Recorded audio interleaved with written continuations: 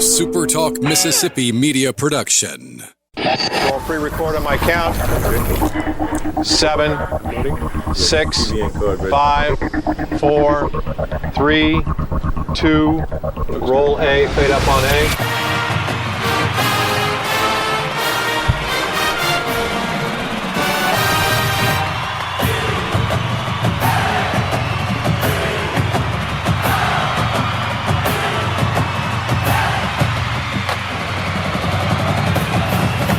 Southern Miss to the top. You're tuned in to the Eagle Hour. All right, everybody, let's go. Super Talk Eagle Hour is back on the air. Bob Getty, Kelly Sander, Dima Mixon. We're all in the Southern Bancorp studio here in Hattiesburg. Opening segment of the show sponsored by Dickey's Barbecue Pit. Great place for a good meal tonight. Great place to cater your next event. All right, we're going to be talking basketball a little later in the program. Golden Eagles win a big one and still in a pretty decent position here as we go down the stretch. Because they don't play early in the week. A lot of the other teams in the conference are playing, and I'm telling you, especially on the men's side, it's wide open. And I know several of you accused me of binge watching Breaking Bad after my comments yesterday. But it's wide open, man. That's good news. Binge watching Breaking Bad. Oh, man. All right. Meanwhile, Golden Eagle baseball back on the road tonight. First road game of the year. They're at Southeastern Louisiana. Never easy to go over there. But although they didn't have a good opening weekend, but I believe they won their league last year, if I'm not mistaken, and then go 0-3 to start out the season. But anyway, the Golden Eagles there tonight. Who's on the mound, Damon? Camden Sundstrom. Yeah. All right. Before we run this interview, we talked to a couple of baseball players yesterday. I want you to analyze what you saw out of Dylan Causey, the true freshman that came on the mound late with, I think, is it not fair to say, literally with the series on the line? Yeah, I mean, it was in the top of the 8th inning, and obviously, UC Santa Barbara had just tied the game there in the bottom of the top of the 7th. With that 2-run shot to make it whatever it was, 5-5, or I can't remember the scores. I think it was 5-5. Yeah. But they tied the game there, and he comes in, and there's a runner on. Or was there 2 runners on? I can't remember. There were 2. Yeah, and then they got the bunt there to bunt the runners over, and then 2 huge strikeouts. And for a freshman, it was kind of reminiscent of a couple of seasons ago when Cross Sibley would come in as a freshman and he was nails. It almost reminded me of that, But I mean, it isn't just Dylan Causey. They have so many other freshmen, and we heard it from Christian Ostrander yesterday on the show. There's so many guys that he named: Kale Farr, Sam Mitchell, players like that who are all freshmen who haven't even seen them yet. And it's just another testament. And, I've talked up this freshman pitching class as the best that Ostrander has had in his tenure here. And, you saw it from Dylan Causey. Of course, he was not probably the first choice I would have had off the bench. If I just had to, predict who was the first freshman to come out, more than likely Sam Mitchell would have been my prediction. But I'm almost 100% positive you'll see Sam Mitchell tonight in Southeastern. But yeah, Dylan Causey, that right arm, sitting 92, 93 with the fastball, and then working that slider. And he got UC Santa Barbara to swing and miss on two of those pitches. And, it was really a big moment. And, of course, it was at the bottom of the lineup. But, I mean, he did Carliner was one of the players he struck out, and Carliner had a really good weekend for the Gauchos. So really a big moment, really. And Oz even said it yesterday, right? He said, "I'm not going to throw these freshmen into the fire." Okay, but he did. Yeah, two on, no outs. At the top of the 8th with the series on the line, like you said. Here's Dylan Causey. Okay, Dylan Causey on the Super Talk Eagle Hour. Not his first appearance, but certainly your first appearance Sunday. And Dylan, what did you think when not only a game, but a really tough weekend series against a nationally ranked opponent is on the line, and Coach Oz calls your number? If I'm being honest, I was pretty shocked, but I knew that they trusted me, and that kind of helped me get into the right headspace that I needed to be in to go in and just throw strikes and compete and do what the team needed me to do. Now, you say shocked. Why were you shocked? Well, it's kind of a completely different environment than I'm used to. In high school, I was a starter, and then being in the bullpen, having people get up and get down and get loose fast and stuff like that. I wasn't necessarily the next guy up, and then I guess some things fell into place, and that's just kind of what happened. All right, put us inside your body. You're walking out on the field. You see this crazy crowd. It's cold. It's windy. That hadn't stopped anybody from being in the stands. And the whole weekend's on the line. What was going on in your mind? Not much, honestly. I just kind of tried to keep a clear head and really go out there and throw strikes. And then the first batter bunted the ball, and that was when it kind of hit me. And I was like, man, I got to field this. I was worried I was going to kick it into the parking lot. When you had that successful outing, though, when you went back in the dugout, I mean, your confidence level must have gone through the roof. Yes, sir. I kind of got heated up there a little bit and really trying to fire the team up and fire the fans up. I felt like that was what we needed in that situation. And they came in and they were like, if it's tied, you're going back out. And I was like, oh, man. So I had to kind of sit down and cool myself down and get back into the mindset that I needed to be in to be able to go back out if I had to. I know we talked to you a year or so ago on our show over in Laurel, and you were very excited. You had committed to come here. But what has it been like? Has this been what you expected? It's been way better than I could have ever imagined. I love it here. The friends I've made here on this team and some of the older guys that have taken me under their wings, and then being with this coaching staff, it's been great to have Coach Oz and Coach Leger and be able to have them share their wisdom and their experience with us. I think that's way better than I could have ever even hoped to get out of being here. Well, you played on a really good high school team, but when you first got here and looked around and saw the level of talent that you're now a part of, what did you think? It just made me want to compete that much harder, I mean, it's a great team, and they preach that to us, not to be upset if we don't get the outing we want or get put into the game, but it's kind of a good thing if you think about it to have that many guys that you can go to in that many situations. So it's just been awesome to be a part of that. What have you found is the biggest difference between high school and D1 baseball? Definitely the speed of the game. I would say, in high school, it's like maybe every team has 2, 3, 4 guys that are above average, but once you get here, it's everyone's good and everything's so fast paced. And if you don't take a step back and slow the game down yourself, it'll pass you up real quick. Yeah, I have to ask you this: what was it like being in front of this Southern Miss crowd and actually being on the mound with the ball in your hand? It was awesome. I was telling some of my teammates, it's loud in the dugout. When you get on the mound, I think it's 10 times louder. You have everything echoing off everything, and you're just right in the middle of everything, and that was really awesome. I like to think the fans got me those 2 strikeouts. It wasn't my doing. Yeah, I think it was your doing. Does that make you nervous, or does that pump you up and make you play even better? It pumps me up. I think I'm a big moment guy, and that having that and that adrenaline and it just knowing that I had to do my job and the team was counting on me. It's a good feeling. All right, what are your goals for yourself this year? To help the team win, help Southern Miss get back to Omaha. Not just get back to Omaha, but win the College World Series. It's not really about what I want to do. It's what can I do to help the team achieve our goals. All right, when we talked to you the first time, you had committed to come here, and you've said it's even greater than you think. Any regrets at all? Not one bit. No, sir. Okay. And how good can this team be? As good as we want to be. We got to come out and work every day. I think this is, I'm not around other college teams, but I'd bet any amount of money this is one of the best pitching staffs in the country, and I think we have a really good lineup, a lot of experience, and to go with that, we have a lot of young guys who are hungry and want to get opportunities, and I think that's a good mixture to have. Coach Oz told me earlier today that moment that you were here in the game Sunday was just a really special moment of the weekend, and I guess it was for you and your family as well. Yes, sir. It was awesome. My brother unfortunately couldn't make it. I think he got sick this weekend, but my mom and dad, we live right down the road, so they were able to be here. Brother was watching it on TV. Got out of the game. All my friends were blowing up my phone, but yeah, that was really a special moment for all of us. Well, you got a lot of baseball in front of you. Everybody's very, very glad you're here, and congratulations on an electric debut here at Pete Taylor Park. Yes, sir. Thank you. All right, Kelly, you coached a lot of kids. That inning has to have done wonders for the psyche of this true freshman. Especially after it was over with.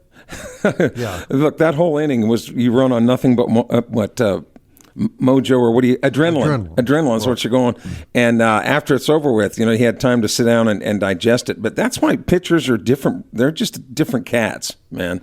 They're just wired different. And we talked a little bit about it yesterday. The best thing that Coach Ostrander has on that pitching staff are guys that want to compete with each other. They're all good, and they're going to keep each other on the way up and getting better because they're all competing for that bigger piece of the pie. But Causey is another one of those Jones County guys. We talked about Camden Clark. He was a West Jones guy. Causey's a South Jones guy.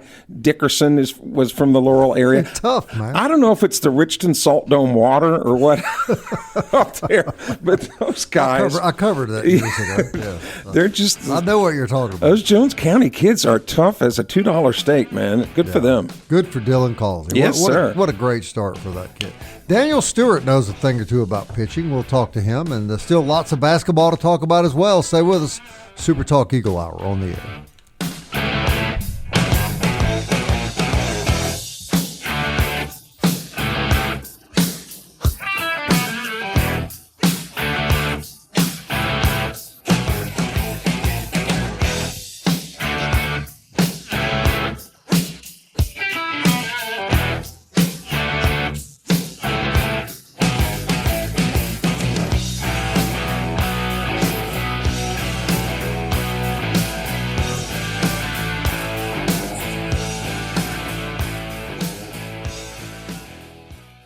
Big news from Robinson Electric Supply in Laurel. We've moved. You'll now find us directly behind our old building, right by Sawmill Animal Hospital. We're still your trusted electrical distributor, carrying everything from conduit to tape. And don't forget our full line of Milwaukee tools. Whether you're a contractor or a DIY pro, stop by the new Robinson Electric Supply at 1222 West 6th Street and see what's lighting up Laurel. Robinson Electric Supply. New location, same trusted service. Southern Miss to the top. To the top. You're tuned in to the Eagle Hour. Hey, former Southern Miss pitcher Matt Warren invites you to see him and his staff down at Eagle Tire West. That's where they sell premium Goodyear tire products, and they offer full auto and truck service. They're next to Smith Motor Company. They're on Highway 98 West. They're family operated, and that's important. Locally owned since 1985. Eagle Tire and their second store, Eagle Tire West. Goodyear Tires, full service, big Southern Miss supporters. Daniel Stewart knows a thing or two about what was going on in Dylan Causey's mind, as well as other young pitchers that are on the mound. We're going to see a lot more of them tonight, I predict, at Southeast Louisiana. Daniel does our baseball analysis for us, and he's back on every Tuesday. And Daniel, we were talking off the air. You look at it on paper, you think, Southeast Louisiana, Eagles ought to go steamroll them, but they're never easy, are they, Daniel? No, they never are. We've talked a lot about these guys, and they're in the same space as the UNOs and the Nickel States. These smaller Louisiana schools. They're always going to be made up of these gritty players. They're always going to play you hard. Southern Miss is scheduled on their schedules every year, so they're looking forward to this game, and they're going to play us hard, and we got our work cut out for us. They've got a beer garden down there in Hammond. No, okay. And it's Mardi Gras. Don't tell them what might happen down there tonight. They're going to be keyed up today for Fat Tuesday, Mardi Gras. They surely will be. Overall, Daniel, from what you saw this weekend, what do you like about the Eagles? And there doesn't appear to be any glaring problems, but just your thoughts overall. Yeah, we talked a lot about it. People I was sitting at the games with, and just kind of after, if we'd wanted to start this weekend with an easy team, be 3-0, we could have done that. But we went out, we scheduled UC Santa Barbara, who we knew was going to be a tough team. And really, you look at us and them, we mirrored each other really well. Both teams hit the ball well. Both teams pitched well. Both teams, for the most part, played really good defense. And fortunately, we came out on top 2 out of 3. But, I think all around, gosh, we played pretty good. I was really impressed with how we came out hitting the ball well. Sometimes it seems like it takes us a little bit to get warmed up. We hit the ball well. We took some walks. Looks like the guys were pretty disciplined at the plate. Overall, pitching was really good this first weekend. So, I don't see any glaring holes right now. Davis Gillespie kind of got started off slow, but, man, banged one off the center field wall there at the end of game 3. So hopefully it'll get him going again. But, man, I was really impressed with our guys this weekend. And it's reasonable to assume that Oz is going to have these guys on pitch counts probably till a third of the way through the season. Yeah? Yeah, starting pitchers? Yes. Yeah, they all will be until they get up and running. And, it's been kind of warm lately, but if the weather cools off again, they're really going to watch these pitch counts a little closer. But, like tonight, it's probably going to be a lot like what we've seen the past years where, a starter maybe goes 2, maybe 3 innings, then it's pitched by committee there the rest of the game. But, they're going to watch these guys' arms here early on pretty well. Yeah, like a Johnny Holstaff, committee approach tonight in Hammond, of course, and also because Camden Sunstrom pitched on Saturday, and he's starting tonight. Yeah. Daniel, 6 home runs this weekend in the opening weekend, which you have to feel good about, but even more upon that, 6 different players all got a home run. It wasn't one guy mashing the ball. You had 6 players in your lineup who all came away with a home run this weekend. Our leadoff batter, Morrison, got one. Our 9-hole, Ty Long got one. Mm-hmm. So, there's some power through the lineup top to bottom. So, as a fan, that's always fun to see. And, in these tight games, you need some guys with some pop. So, any one player can change the game with one swing at any given time. So, that's always fun to know as a fan that what can happen and what our guys can do. I know primarily you're a pitching guy, Daniel, but from the hitting side, and we're not going to mention anybody in particular. This is just a general question.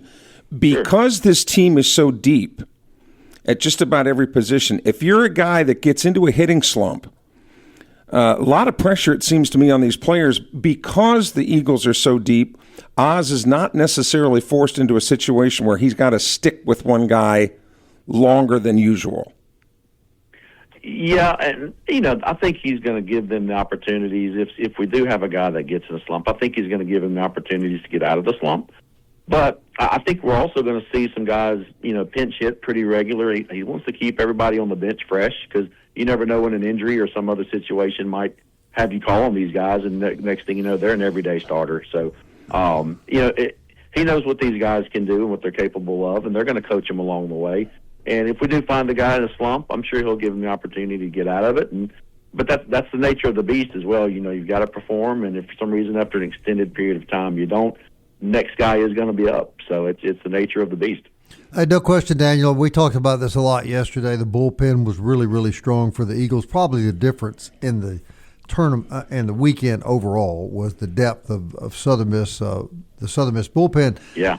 But the starters were not terribly sharp. Are you concerned by that? Do you look for that to rapidly improve?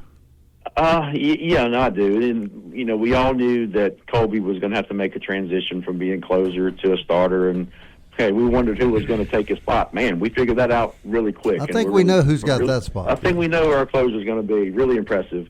But it's going to take some time for Colby to make that transition. He kind of got rattled there a little early on, but he settled down. He's a good, mature pitcher. Our Saturday guy, Graydon Harris, he's the one who's got the most starting experience. Got roughed up a little bit, 5 hits, I think 4 runs maybe, and he's a young guy. He's a sophomore, so he's going to figure it out. And McCarty, to me, McCarty and Colby have really a lot of the same stuff. They both throw hard. Mm-hmm. They both got good sliders. Colby just commands the strike zone a little bit better. So as time goes on, as these weekends go on, these guys are only going to get sharper. But it wasn't just huge, powerful, dominant performances by any starter this weekend. But hopefully, as the season goes on, they'll come around and get better. I mean, personally, to me, the best pitcher that looked the best in the starting rotation was McCarty English. Colby did not look good. He wasn't spotting his changeup very well. Obviously, if you ask him, really, despite all that, probably would have only allowed that 1 run, which was a sac fly in the top of the first, because he kind of left that slider over the plate, which allowed that 2 RBI, to pull him there in the 5th. But McCarty, the reason I think he was pulled so early was because his pitch count just got way too high in that first inning. You could maybe point to that being it was a very, very patient UC Santa Barbara lineup. They fouled off pitches, they punished mistakes. In my argument, I would say McCarty probably looked the best out of the 3, but I don't necessarily think, Daniel, that I'm concerned based on the opponent. Now, you want to go longer than 3 innings, there's no doubt about that. But when you're all on pitch counts and you're playing a pretty decent opponent, I don't necessarily think it's as big of an issue as some people are making it out to be on various social media sites. No, yeah, I mean, therein lies the problem. The people on social media are going to just blast everybody. But yeah, I completely agree. We had a quality opponent this weekend that could really swing the bats, and it's good hitters are going to hit good pitching. They just are. McCarty had 35 pitches, I think, first inning, and those guys were probably on 70 to 80 pitch count days. So, you throw 35 in one inning, it's gonna cut your time down really quick. But I agree with your analysis there. It's not something to really be overly worried about at this point. Oz said that McCarty was on 55 pitches on Sunday, so he almost almost 2/3 of that in the first inning. So his allotment got used up pretty quick then. Right. Couple minutes left, guys. I want to go around the horn here, and we'll start with you, Daniel. You're our guest today. What do we know about Purdue and Baylor? I mean, we all know that Oregon State's traditionally a top 10 type baseball program. But Daniel, what do you expect to see out of a school like Purdue and then Baylor on the baseball diamond?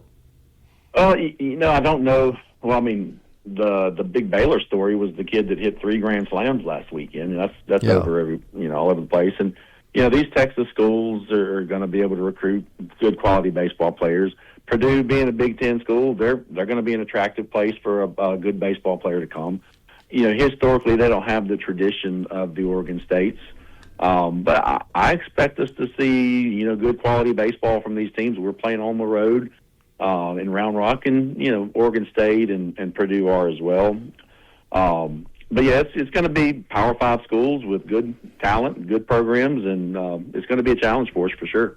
Well, first of all, you don't get invited to something like this unless you're pretty good. Unless you are pretty good or have a history of being pretty good. Now, Purdue does have the largest drum of any of the marching bands in the country. Did you know that? Well, that's good to know, Kelly. I knew that as a Big Ten fan. I'm feeling better about things now. They're going to have the drum set up somewhere, banging on it during the game. The largest drum. That's right. They have to carry it on a truck. And that's your observation of Purdue baseball, huh, Kelly? You see why he's on the show, don't you, Daniel? He brings insightful stuff to the program, doesn't he? Yeah, two words: overpaid. Overpaid. But Baylor's in the Big 12, and they're good in everything. Yeah. I mean, they are competitive in everything. So. Yeah, I mean, I think Purdue's probably the weakest opponent outside in these 3-game field. Of course, Baylor, like Daniel, you said, 3 grand slams against whoever they were playing. I don't even know who they were playing, but Oregon State, of course, a World Series team last year. So I mean, it's just no breaks in the schedule. Daniel, we appreciate you every week, and hopefully we'll get you back in the studio with us here next week. Yeah, that's the plan. Look forward to it. All right, Daniel Stewart, everybody, the Eagle Hour baseball analyst, and we're glad to have him. And he's a pretty nice guy, too, isn't he, Kelly? And he learned something about Purdue today. Yes, and he let you come to his Mardi Gras party, didn't he? He sure did, yeah. How about that? That tells you how extraordinarily nice he is. Unusually nice. We'll be right back.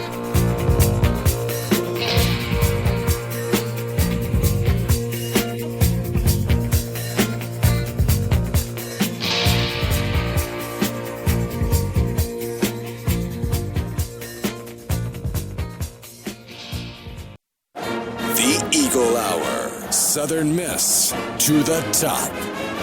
Welcome back, everybody. DBAT sponsors this portion of the program on Hardy Street, state-of-the-art baseball, softball training. Check them out, DBAT, great pro shop. Got a class for every adult and child athlete in the Pine Belt, and the expert guys to help you be the very best you can be at whatever game you choose. Forest Health reminds you that you are the most important player on any team that you follow. So with a new year here, be sure you get an annual physical, follow your doctor's advice, and make your health as good as it can be in 2026. Our friends at Forest Health will help you with expert medical care closer to home, and they're great people to rely on. ForestHealth.org. All right, believe it or not, guys, and Dima, I don't fully understand this. Monday night Sunbelt basketball last night? Yeah, I texted or tweeted at our friend of the show, Craig Stevenson, who works at AL.com. He said he covers South Alabama and Troy and all the Alabama schools. So he was live tweeting the game last night between South Alabama and Marshall. Excuse me, against Marshall, which He told me that was a makeup because the game got snowed out a couple weeks ago. So that makes sense for that. But I guess that would make sense for the other game too, because Louisiana went to Old Dominion last night. So I guess that was also a snow game as well. So probably so. Yeah. Very strange that Monday night games. But yeah, two more games, and man, guys, these standings just make no sense. Old Dominion, of course, the Golden Eagles will get them on Saturday at Reed Green Coliseum. They are 13th in the league in the Sun Belt, but sit 4 games back from first place. Isn't that crazy? That is just unbelievable. South Al is sliding a little bit, aren't they? Yeah, well, they're a half game behind first. So this should just tell you the standings. App State's in first at 10-5. You got 3 teams tied at 9-5 in second place, all a half game back from the lead. And then you got Texas State in the lone 5th spot and with only 1 game behind the leader. And then you have a bunch of jumbled teams between Coastal Arkansas State, Georgia Southern, Southern Miss, Louisiana, JMU, and Georgia State, all in the 2 to 3 games back from first. And then you have ODU at 4, and then way down on the bottom you got ULM, clear separation with 9 games back. So there's still a lot to play for. If the Eagles get this one on Saturday against ODU, and later on in the week, Ted Alexander is going to be joining us, the radio voice of the Monarchs. The Eagles can get that one Saturday and split a very difficult road trip. They'll finish with 2 games on the road. If they even split that final road game, I'm telling you, they'll be middle of the, depending on how these other games come out. But you can't count on anything on the men's side of the Sun Belt right now. I mean, it is wide open. Right.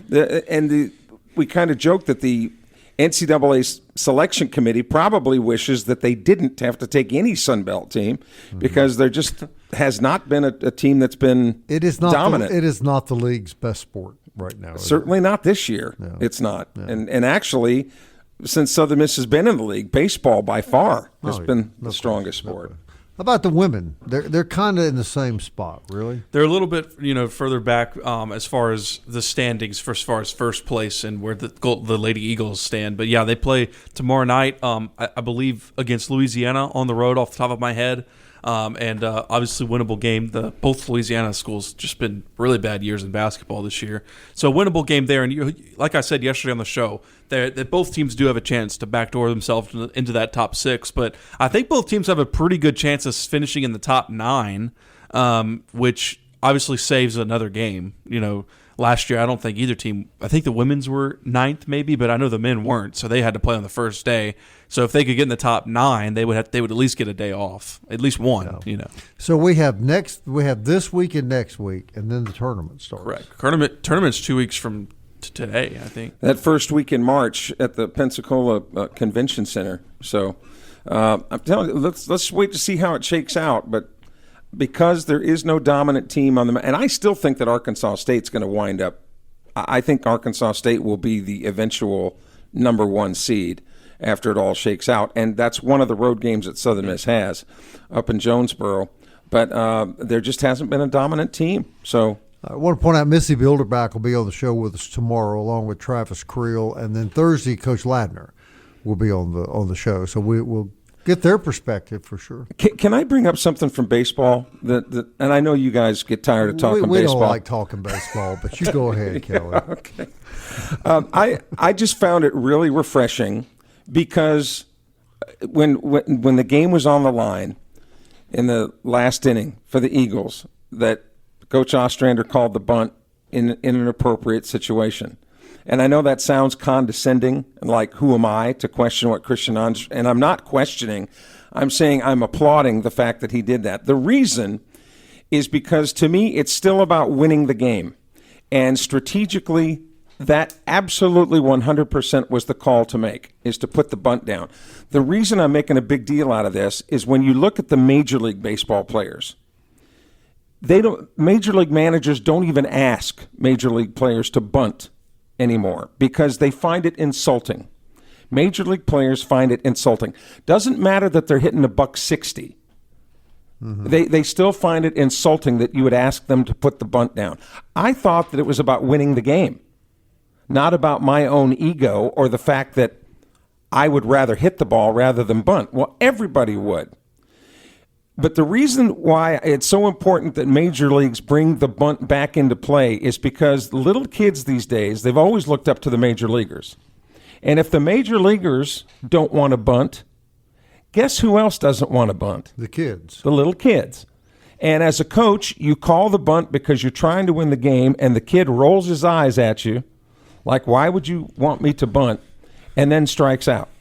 I was just so glad to see the bunt put down there and executed by the Eagles well in that situation. Well, let me tell you something. The California team would bunt you to death. I mean, yeah, if they they were got really somebody good on first base, they were bunting. They were moving base runners around.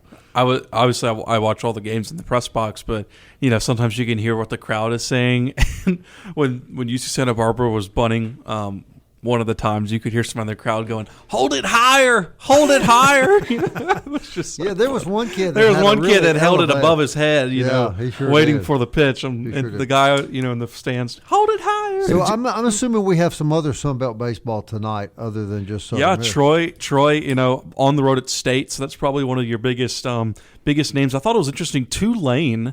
Very, predominantly good baseball team. Been into the tournament several times, challenges Southern Miss every time they play them. Tulane's going to UCLA tonight to play the number one team in the country in the Bruins. Midweek game in L.A. How about that one? Wow. You don't think Tulane's got a little money down there? I'm thinking maybe they do, Kelly. Yeah, I'm thinking maybe they do. And they ain't driving the sleeper bus either. Yeah. Well, who's playing in the beautiful Georgia State facility tonight? Does anyone know? Georgia Southern. I'm not sure about Georgia State, but Georgia Southern is hosting Georgia Tech, so that should be an interesting game. Georgia Southern got swept this weekend, though. So. At the Georgia State facility, there will be Coach Pitch 7-year-old baseball. And there will probably... You actually said you saw, I think, where Georgia Tech is going to play in that place this year. They are. Georgia Tech is going. And the Georgia schools, say what you want They're about both them. in the same city. Yeah, and the Georgia schools are really good about spreading the baseball wealth. I mean, Georgia Tech's going to Georgia Southern. Georgia Tech's going to Georgia State. And they are just right down the road from each other. But the University of Georgia plays about all those schools, too. I think we have to quit complaining about that here in Mississippi. We have both. Am I not right about this? State and Ole Miss both coming here this year.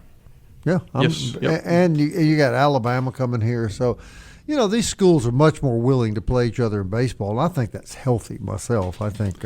I just think we should do away with the Pearl, Mississippi whole thing. That trust 150%. See, I don't see. Mississippi State finally agreed to play a home and home with Southern Miss, where Southern Miss will go there at one time. Let's dump the thing in Pearl. But Ole Miss won't do it. Right. It's either they come to Hattiesburg on their way down to Baton Rouge, or Southern Miss goes up there, but then they eventually play that second game just in Pearl. Correct. And that's a terrible facility. It's just outdated and just not very good. I don't think. By the way, the women's golf team tearing it up. Their first tournament down at Wind Dance on the Gulf Coast. Kind of smartest athletes. Kind of a round robin kind of a tournament. They're going into today's play. They won yesterday in their little pod, so that they'll go on to their first tournament of the year on the Gulf Coast. Golf. I was watching Tiger Woods' press conference today because the Genesis Invitational is this weekend. That's like his tournament that he puts on for the PGA Tour. Big PGA Tour fan, by the way.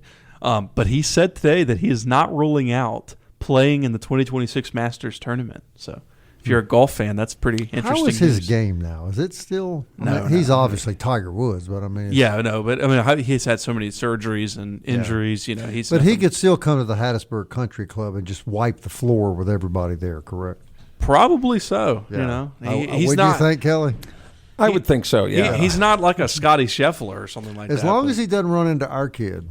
Yeah. What's the one that's been out here before? Oh, from Ripley. I think he'd take Tiger on. And most of Tiger's injuries have come from baseball bat beatings from his ex-wife. So, if he would have made better decisions there, he might be in a little bit better shape. He's been pretty good in his career, though. Yeah, no, for sure. All right, we've got one more segment to go as we head into the break. I want to remind you about two great clients, Mo Baby and Jay Company, 2902 Hardy Street in Hattiesburg. Check out their Facebook page. Kelly could probably tell you what the topic of the month is. At Genesis of Hattiesburg, which is the official auto dealer of the Eagle Hour, Genesis sedans, SUVs are all in Mississippi's exclusive showroom, Highway 98 West Hattiesburg. Stray cats, Kelly, as we go into the break. Meow.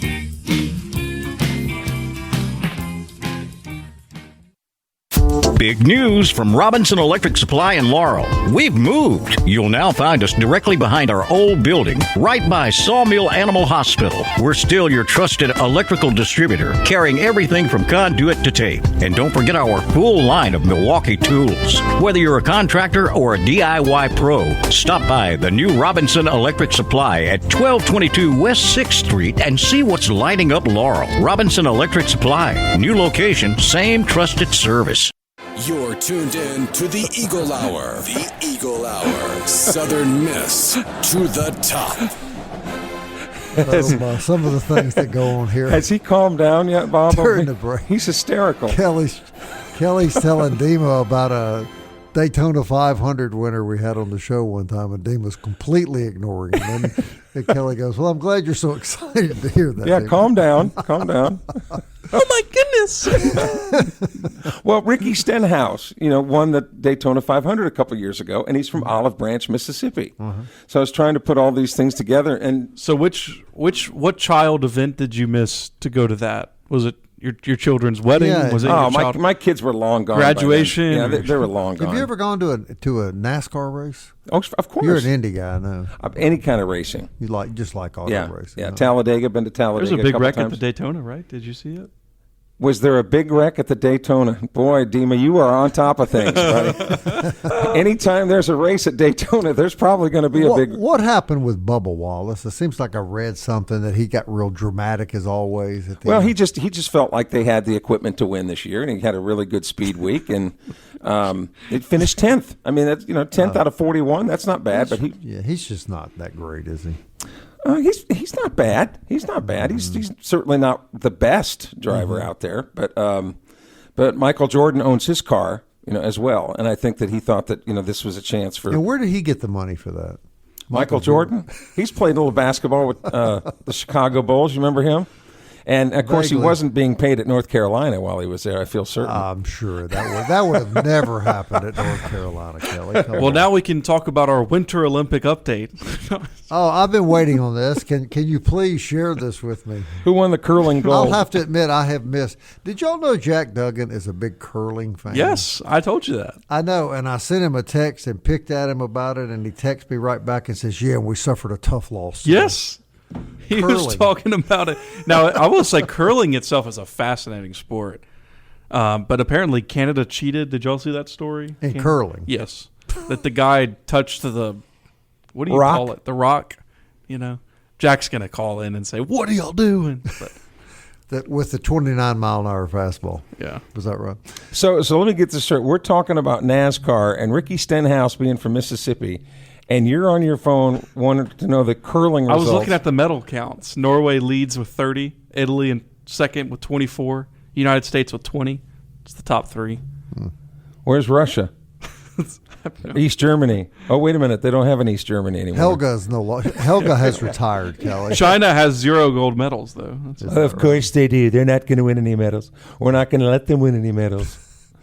Hey, for home repair, home remodeling, home construction, or peepers, everything you need for your next project, home, lawn, or garden, or if you need to be able to read when you're in the bathroom, you can find the peepers like Kelly has at MCS Home Center in Bellevue.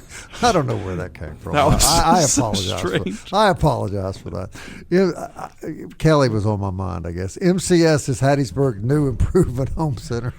Well, Kelly was talking about Mardi Gras and what he did. He couldn't find a restroom or something. No, I'm just saying, it's Fat Tuesday, which is my patron saint holiday. Yeah. Down at There's no way anybody's still listening. and Bourbon Street has got to be nuts, of course, today, because you're talking about going down to Hammond maybe for the ball game tonight, and I don't know what kind of, maybe no traffic Hurry at up. I all. want to get back to you in the toilet. I got a good story. Okay, no, it's just crowded, and I became disoriented. I didn't know where I was. There were so many people on Bourbon Street, and it kind of freaked out. You think I'm kidding about Kelly valuing the toilet at his house in the bathroom. A few years ago for Christmas, Kelly gave me a Luma Bowl.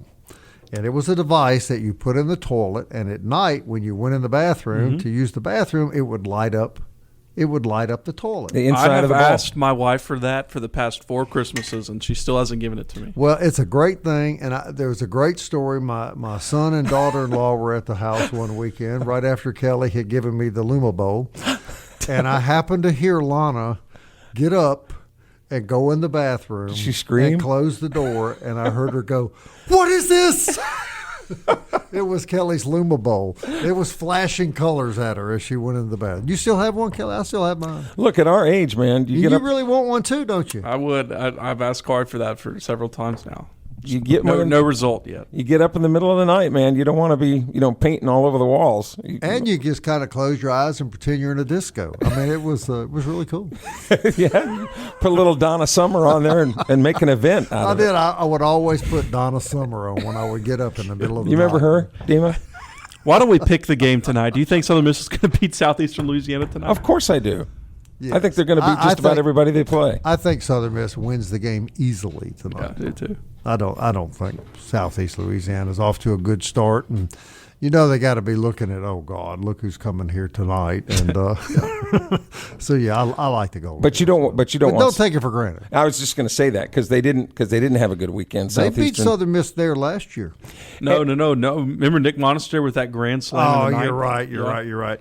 Did it twice to them. Twice. They came. You're exactly. They came correct. here and Nick hit it again or something. Yeah, you're exactly correct about that. But they were close games. Very close games. Yeah. But Southeastern had a really good team last year. Yeah. When does spring football start? The end of March? End of March. Okay. We just got the schedule, I think. All right.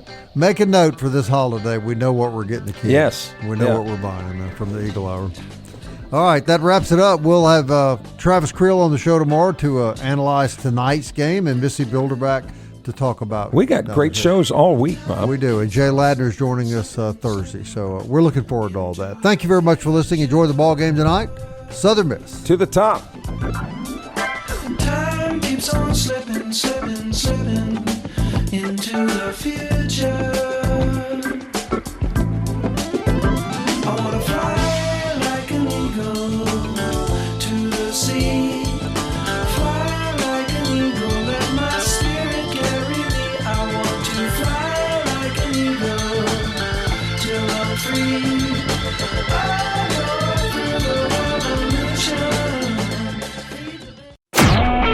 A SuperTalk Mississippi media production.